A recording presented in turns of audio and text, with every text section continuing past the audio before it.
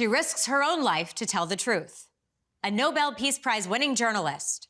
This week on Firing Line. We can continue down the path we're on and descend further into fascism.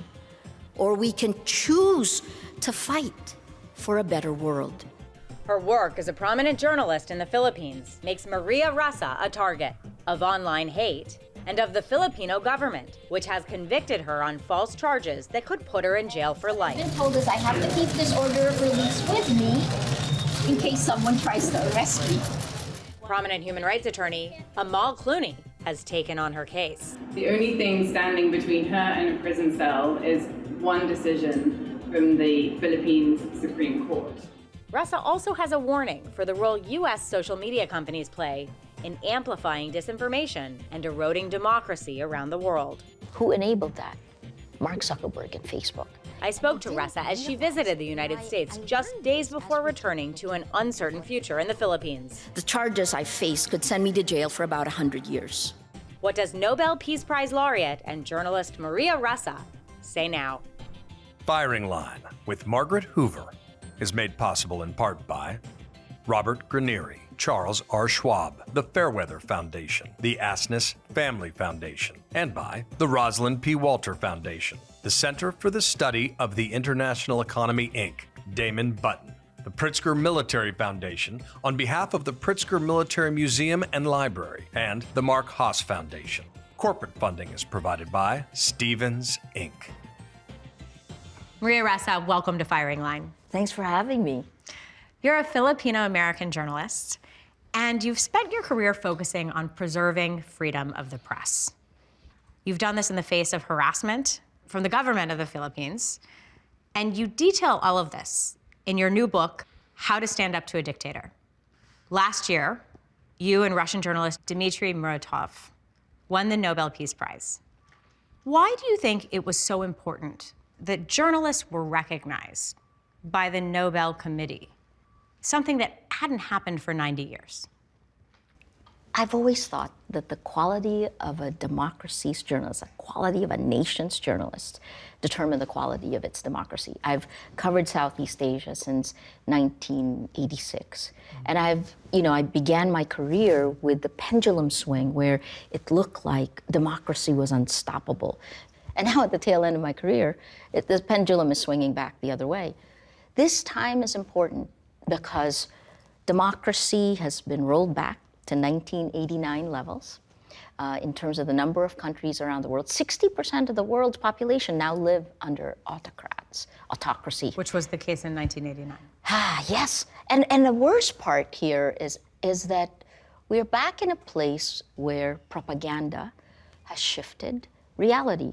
This time, it's not just moving pictures or radio. This is insidious manipulation, using our biology, using our data, creating clones of us, essentially, that can be insidiously manipulated through our emotions to change the way we look at the world and ultimately the way we act. Your career in journalism, you started working in television news for Filipino stations, and then you went to work for CNN. And you worked for CNN as a top investigative reporter. You were the bureau chief in Manila. You opened the bureau in Jakarta. You investigated the terror network in the Philippines that helped plan the 9/11 attacks. What did you learn then about how hatred can spread? Watching the virulent ideology of Al-Qaeda. How did it spread person to person? How did recruitment happen in groups? Groups put pressure on individuals to do things they wouldn't normally do on their own. Indonesia taught me mob rule, how it pops up, right? And how a mob gives you permission. You're a nice person, but gives you permission when a mob forms to join the mob.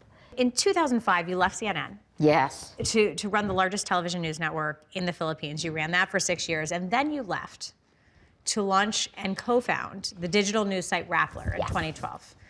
What was Rappler's mission? Well, it's the same. The mission of journalism has always been to hold power to account, right? So the reason we set it up was I felt that the very things that made a large legacy news organization succeed are the very things that make it fail in the virtual world, in the internet, in the age of the internet. Because when you're running a large organization, CNN, PBS, what you do when you're managing it is it's about efficiency. And in the largest network, our best people worked on primetime news because that's where you get the most revenue. And who was on the internet? Our youngest, our third string. And it was really becoming clear to me that the internet was going to be transformative, that social media was going to be transformative. So when we set up Rappler, it was the elevator pitch when I was raising money is that we build communities of action, and the food we feed our communities is journalism. Because in the end, I was about impact. You say that you, quote, believe that Facebook represents one of the gravest threats to democracy around the world. What is the pernicious effect that social media is having on democracies? It's that lies are rewarded. It's that simple, right? By design. What the technology platforms were able to do because they focused on technology, and they didn't look at the potential societal harms, they didn't have a set of standards and ethics. What they did is they kept you scrolling. They treated us like Pavlov's dogs. Which tactic will keep you on site longer? And what tactics keep people on sites? Lies laced with anger and hate. And it's inevitably fear, anger, hate, us against them. You describe the impact of social media in your Nobel Prize speech. An invisible atom bomb has exploded in our information ecosystem, and the world must act as it did after Hiroshima. What did you mean by that? It is as devastating as an atom bomb, what has happened in our information ecosystem. When news organizations lost our gatekeeping powers to technology, two groups abdicated responsibility for protecting the public sphere, the tech platforms themselves. They actually don't distinguish between lies and facts, right? And then the other group that abdicated responsibility was our governments. Here's what happened in 2016, right? We didn't debate facts, but in 2016, if you were pro-Duterte, you moved further right. And if you're anti-Duterte, you move further left. You can substitute Trump, Duterte, Orban, Bolsonaro, any strongman digital populist with authoritarian tendencies. This is where we are. So it isn't about, it's about behavior. It's about algorithms that are replicated millions of times. That's the impact on our society. You have spoken to Mark Zuckerberg about this. You warn Facebook executives about the dangers of their platform. Repeatedly. And I wasn't the only one. What did you tell Mark Zuckerberg? Well, I told him about the power Facebook had in the Philippines. I met with him in 2017, and I told him, I invited him to come to the Philippines because I said 97% of Filipinos on the internet are on Facebook. Facebook is our internet. It's extremely powerful. Do you think he understood the severity of your message? No, it's really clear he didn't, and in retrospect. I mean, his first instinct again was growth. He said, where are the other 3%? Did he care? Not then. Look, I never wanted to make it be personal. Not with Duterte, not with Mark Zuckerberg. But in 2016, that's when I realized we had to call for an end to impunity. And these two men were actually changing our world in the Philippines, and not for the better. Rodrigo Duterte had started a brutal drug war where one reporter every night would come home with video of at least 8 dead bodies every night. Gagged, dumped on the sidewalk. Who enabled that? Mark Zuckerberg and Facebook.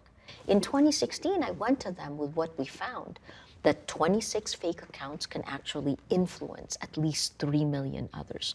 We counted that manually. I gave the Excel sheets. I wanted to talk about this. I believed in Facebook, I thought that if they could see the problem, that they would, I thought the best of the company. I was very, very disappointed, and a lot of it is because it's the business model, right? The business model. TikTok is one of the fastest growing platforms in the world. Yeah. But you point out there are actually 2 TikToks. There's a TikTok that operates in China. There's a TikTok that operates for the rest of the world. What is the difference, and what does that tell us? So the difference is in China, there are safeguards in place. If you're 14 years old and below, you can only watch so many videos in a day. And then there's educational videos. Right? So this is, the Chinese want their kids to learn and to not be addicted. Tristan Harris called this the spinach version of TikTok. And he said that China exported the opioid version of TikTok to the rest of the world. No limits, incredibly manipulative. If you think of Facebook as like a mallet, TikTok is a surgical probe. It will get worse. There are Republicans who have called for TikTok to be banned in the United States.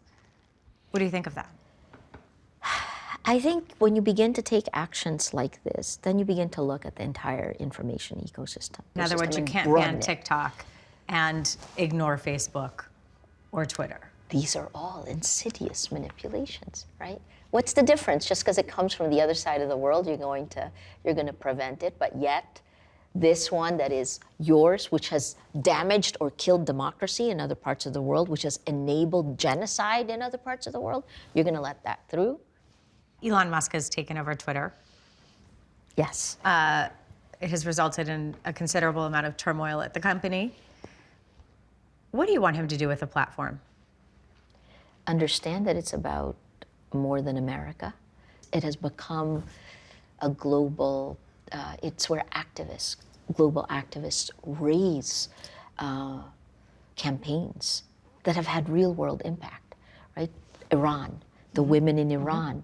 That was ongoing when Elon Musk decided to start randomly switching the principles that guided an entire platform for the rest of the world. Human rights campaigners use Twitter actively to be able to connect directly to US lawmakers, for example, or to Canadian lawmakers, or the EU. That's what it was. And I think Elon Musk sees it only as, again, the libertarian, the free speech. It is much more than that. And the question is going to be, how do we protect the public sphere? This is a public sphere. It is the global public sphere. When you look at the protests in China, when you look at the protests in Iran, when you look at the fact that Russia appears to be in retreat in Ukraine, are authoritarians on their back foot? Not yet. No, I don't believe so. I mean, because, okay, the corruption remains. The atom bomb is still there. So your view is that until the original atom bomb has been addressed, that authoritarians will still have these tools at their disposal. And they continue to use these tools, right? We're not at a place yet where democracy is safe, and there will be temporary wins, there'll be temporary losses. But until the original sin is addressed, until you give us a space where we can agree on the facts, where we can debate, where we can listen, more importantly, then we can begin to move forward. You can't hold power to account if you don't know what they've done. A 2018 MIT study, which you refer to frequently. All the time. But I want to unpack it for the audience. Sure. So a 2018 MIT study determined that false news spreads on social media, quote, significantly further, faster, deeper, and more broadly than the truth, sometimes by a factor of 100. Why is that? And how can facts compete? We can't. You can't go up against salacious lies. You can't go up against hate. You can't go up against this kind of manipulation that it's just like forming a mob in Indonesia. When a mob happens, it's like throwing a match and kindling. And so that's the dilemma. Lies will spread. It's so funny. The old world relied on name and shame, right? We get better behavior from all of us when people know that there's a light shining on you. Well, name and shame doesn't work anymore in the age of exponential lies. This day of the modern authoritarian, they lie.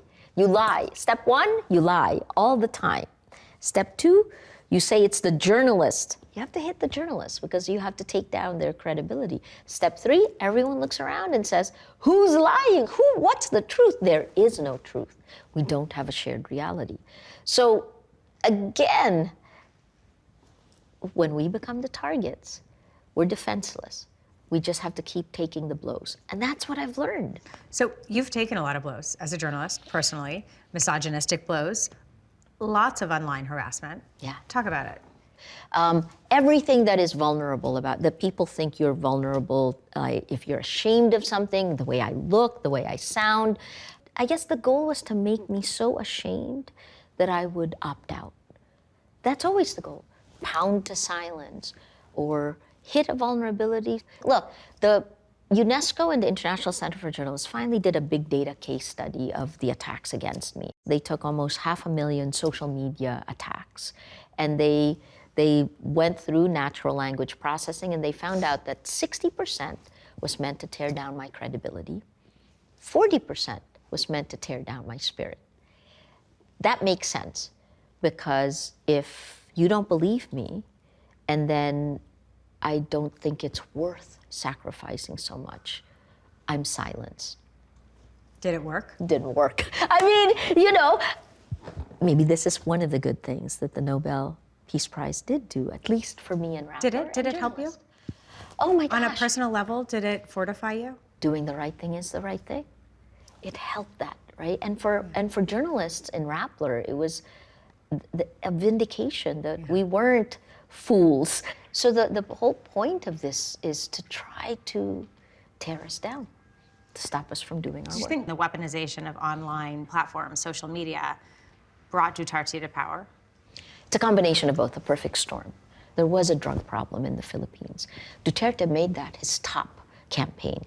And Duterte offered solutions. He didn't tell you how he was going to get there, but it was a strongman rule. He offered law, not rule of law, rule by law. and there's a big difference between those. And it's funny because when I spoke to him shortly before he was campaigning, he admitted he killed 3 people on camera. So no qualms about killing killers. Yes, of course. I must admit that I have killed. I killed about 3 people. This clip has been used by other news groups all around the world. But then also beyond that, he was very straightforward that violence is part of his leadership style, that Filipinos need to be disciplined, right? It's pretty much similar to the dictator's playbook in different parts of the world. Rappler covered the human rights violations of Duterte. His war on drugs, as you mentioned, including all these extrajudicial killings and other government malfeasance.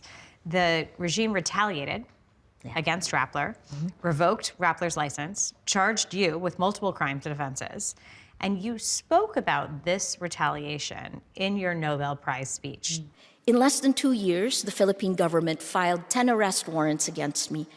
All told, the charges I face could send me to jail for about 100 years. Could you go to jail for 100 years? The rest of my life. You've hired human rights attorney Amal Clooney. How has she helped defend you, and what is the status of those cases? So the cases are ongoing. I call Amal my last resort. What she has done is to make sure we're prepared for the worst case scenarios. What is the worst case scenario? It could be violence, which I have no control over, or jail.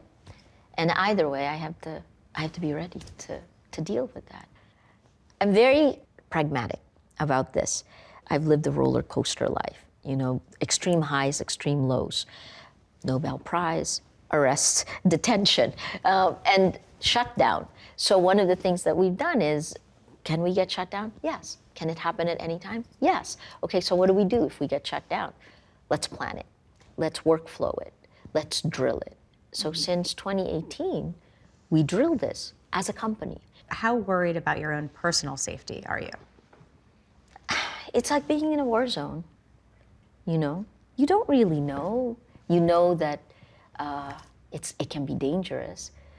But I try to every morning, figure out where is the wind blowing? What are the threats today? What do I need to do? The Marcos family has, of course, historically been associated with political violence. Benigno Aquino was, of course, assassinated on the tarmac when he returned to the Philippines in 1983. By the time this program airs, you'll have returned to the Philippines. Yeah. What level of concern do you have about the new Marcos government? The new president, of course, is the son of Ferdinand Marcos. The only son and namesake, and he won the vote overwhelmingly. He did that in two ways, because information operations beginning in 2014 changed history in front of our eyes. Marcos from Meaning they changed his reputation for the population. pariah, corrupt, kleptocrat to greatest leader the nation has ever had. The son, Marcos Jr., campaigned using the same clothes as his father, the same updated music his father used. It was fascinating to watch, and he won overwhelmingly. How does this impact your security? There are pros and cons. And I would say right now, TBD, because the Marcos Jr. has a lot to prove. He wants to change the history of what Marcos means. I think he wants to succeed. He needs to succeed. So what do you think success looks like to him, and is a free press part of that? I hope, and again, I don't like being overly optimistic. I'll prepare for the worst first, and what we're doing is we're in a wait and see attitude, and I hope for the best, It's important for you to go back. Oh my God, there's no option. Why? Explain why. As a citizen, I'm unjustly accused, and I will fight to prove that. If I were to not go back, which is something my family will always say, then I become a criminal. Then I make the lie a reality. I'm not going to do that, Because if they can intimidate me, then they intimidate not just my company. It's a signal, and I'm not going to be a tipping point the other way. That's right. In 1977, 5 years after President Ferdinand Marcos declared martial law in the Philippines, he was asked by William F. Buckley Jr., the original host of this program, to explain himself. Here's what he said. Mr. President, when you decreed martial law in 1972, you gave as your reasons for doing so the decadence of what you call the old order. Could you describe for the benefit of Americans what it is that you found defective in the old order? Well, the old order meant anarchy, disorder, rebellion. When I became president in 1965, I had warned that we were slowly slipping into an abyss from which there was no pulling out. And this was the gradual erosion of the authority of the government to enforce the law. Well, that aged well, didn't it? I mean, we know what he did after this, and... So, given what we know that happened in that history, how does it make you feel that his son is now in power? It's cycles of history. Yeah. And this cycle of history was 36 years. President Biden met with President Marcos in September. What should the U.S. policy be with respect to the new Marcos regime? The Philippines is strategic for the United States, always has been. I think always you expect the United States to deal with its strategic interests, but it also has to stand for its values. And it has so far. Okay. We've talked a lot about the problem, but I know you also have spent a lot of time thinking about solutions. What are some key areas of focus that can fix the problem? So you can see I'm very, very focused on the corruption of the information ecosystem, right? So when I look at solutions to that, we know in the long term, it is going to have to be education. Medium term, it has to be legislation. Hello, America, kick in here, but that's medium term. In the short term, what we did is we realized that you have to have a whole of society approach. And it wasn't politics. We protected the facts. When we did that, we found that inspiration spreads as far, as fast as anger, as hate. That's an interesting discovery. And I think for Americans, as you walk into your presidential elections, you came out of midterms, right? How are you going to protect the facts? The facts aren't partisan.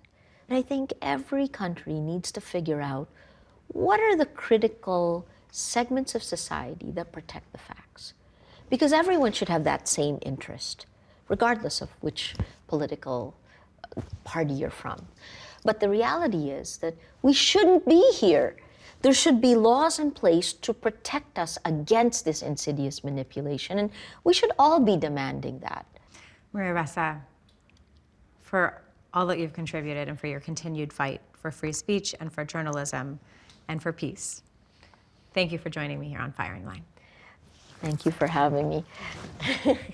Firing Line with Margaret Hoover is made possible in part by Robert Granieri, Charles R. Schwab, the Fairweather Foundation, the Asness Family Foundation, and by the Rosalind P. Walter Foundation, the Center for the Study of the International Economy, Inc., Damon Button, the Pritzker Military Foundation on behalf of the Pritzker Military Museum and Library, and the Mark Haas Foundation. Corporate funding is provided by Stevens, Inc.